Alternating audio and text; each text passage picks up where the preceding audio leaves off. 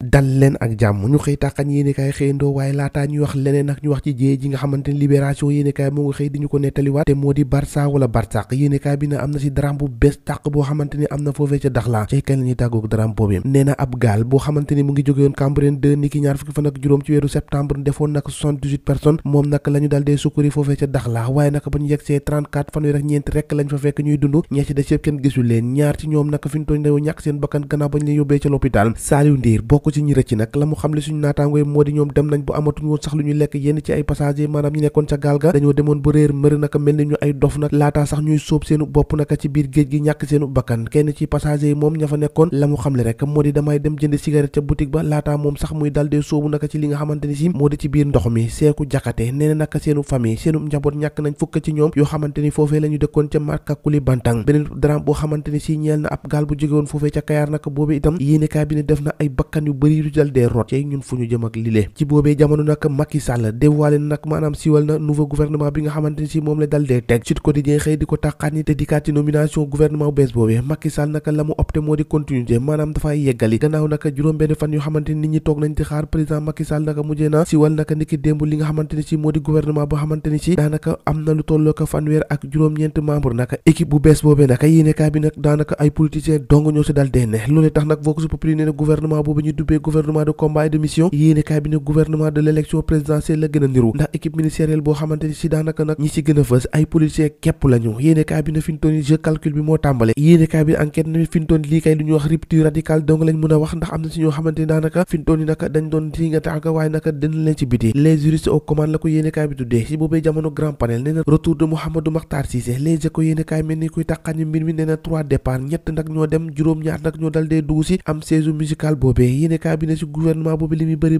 yëpp juróom-ñaari femme maanaam jigéen dong ñu sa nekk docteur Pape Amadou Ndiaye bi ñu viré woon naka mujjee nañ ko nomiwaat moo chef de cabinet yéenekaay bi naka defub xayma ne ministre yi nga xamante daanaka ñoo moom seen bopp naka te kenn moomu leen ñoom ñëpp rek ñoo dal dee bougé Mamadou Talla Alimatou Sarr Sophie Gladima seuls les partants ñoom ñett ñoo dem Siri Kaba yóbbu ko ca intérieur Ismaïla Madior Fall quitte na justice naka ñëw feneen nga xamante ni moo di Aïssata Tall Sall moo ko dal dee wuutu Walfadjri yéenekaay ne Macky Sall déplace des pions 4 ministères stratégiques yoo xamante ni fi ñu toon ña fa nekkoon jëlee nañ leen l'observateur di kat ci remaniement boobee nee na Amadou De sur les chantiers battus maanaam fi nga xamante ni si dañ faa lajoon nag yéenekaay bi ne loolee la ñu bëgg a récupérer waat moo tax yéenekaay bi ne combat bi naka daanaka combat politique dëgg la nar a indi nag gouvernement boo xamante ni politique moo si na sa fës nouveau gouvernement pour achever les sénégalais yéenekaay bi di Tribune noonu la xëy fësee nee na gouvernement bi moom jarul sax ñuy sonn waaye dañoo ñëw rek ngir gën a lor askan wi ak coono yi nga xamante ni si ñoo ngi koy dund des changements mineurs maanaam gouvernement bi laas yéenekaay ne daanaka amul ay changements yu bëri yoo xamante ni si demeeku nañ ko ak bi fi nekkoon affaire de Bani ak de Boulay les sièges musicales yéenekaay bi ne am na si ñoo xamante ni si jot nañ siège yu bees tàq nag dugg nañ ci gouvernement boobee entre ce siège musical et baptême de feu bokk na ci Lat Diop mi ñu jox nag ministre des sports Modou Ndiaye Fada nag bi nga xamante moo nekkoon directeur Sonacos dikk na ci mbir mi Oumar Youm nag dikkaat na Oumar Tall nag Gladima ak Alimatou Sarr ñoom ñëpp nag la ñu dal dee toxal bokkatuñu ci gouvernement boobee